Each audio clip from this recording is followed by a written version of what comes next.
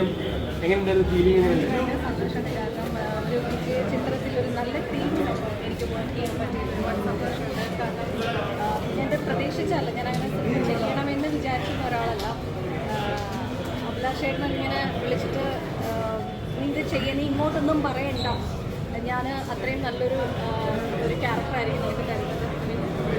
Guest appearance ആണ്, പക്ഷേ അത് ആ ഒരു കഥയുടെ ഒരു കൊണ്ടുപോകുന്ന ഈ ഒരു ക്യാരക്ടറാണ്. അപ്പം വീട്ടിലിരിക്കേണ്ട അങ്ങനെ വലിച്ച് നമ്മളെ പുറത്തേക്ക് കൊണ്ടുവന്നതാണ്. എനിക്ക് സന്തോഷമുണ്ട്. നല്ല ടീമിനൊപ്പം.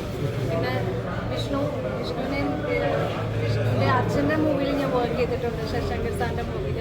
അതൊരു ഇന്നാണ് എല്ലാവരോടും ഞാനിത് പറയുന്നത്. ഞാൻ ആക്റ്റീവായിട്ട് മുമ്പ് വർഷങ്ങൾ നിന്ന സമയത്ത് പോലും നമുക്കത് റിവീൽ ചെയ്യാൻ പറ്റിയിട്ടുണ്ടായിരുന്നില്ല. പക്ഷെ ഒത്തിരി സന്തോഷമുണ്ട്. ഒരു കോയിൻസിഡൻസ് പോലെയാണ് എനിക്ക് തോന്നുന്നത്.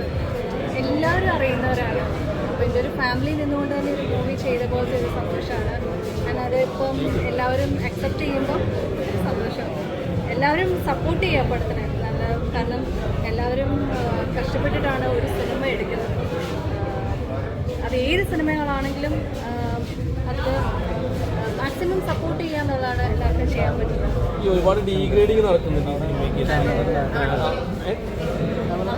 അപ്പം ചേച്ചിക്ക് എന്താ അതിനെ പറ്റി പറയുന്നത്? കാരണം പടം കണ്ടെല്ലാവരും നല്ല അഭിപ്രായം പറയുന്നുണ്ട്. അത് തന്നെ ഞാൻ പറഞ്ഞത്. നമ്മൾ എല്ലാവർക്കും വേണ്ടിയിട്ടാണ് സിനിമകൾ ചെയ്യുന്നത്. ഓക്കെ, എല്ലാവരുടെയും ജോലിയാണ് എന്നതിനേക്കാൾ ഉപരി ഒരുപാട് കഷ്ടപ്പെട്ടിട്ടാണ് എല്ലാവരും മാക്സിമം ഔട്ട്പുട്ട് കൊടുക്കാനല്ലേ നോക്കുന്നത്. നമ്മൾ ചെറിയ ചെറിയ കുറ്റങ്ങളോ കുറവുകളോ അത് ഏത് പടത്തിനെ കുറിച്ചിട്ടാണെങ്കിലും അങ്ങനെ പറയാൻ ശരിക്കും അത് ഭയങ്കര സാഡായിട്ടുള്ളൊരു കാര്യമാണ്.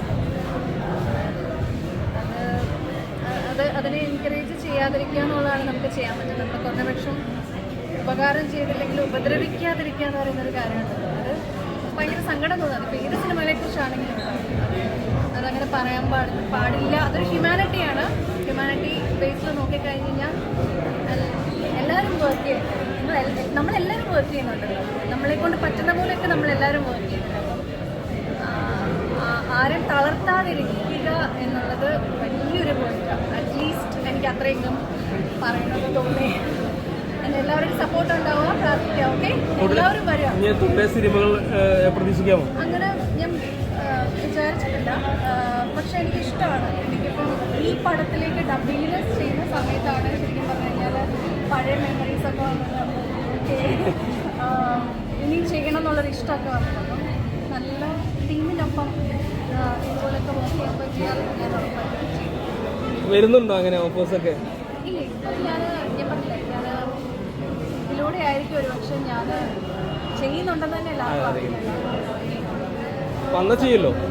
വന്നാൽ ചെയ്യണമെന്നാണ് ആഗ്രഹം. ഓക്കെ, അപ്പോൾ all the best. Thank you. Sumathi വളവിലെ ഭാമ എന്നാണ് കഥാപാത്രം.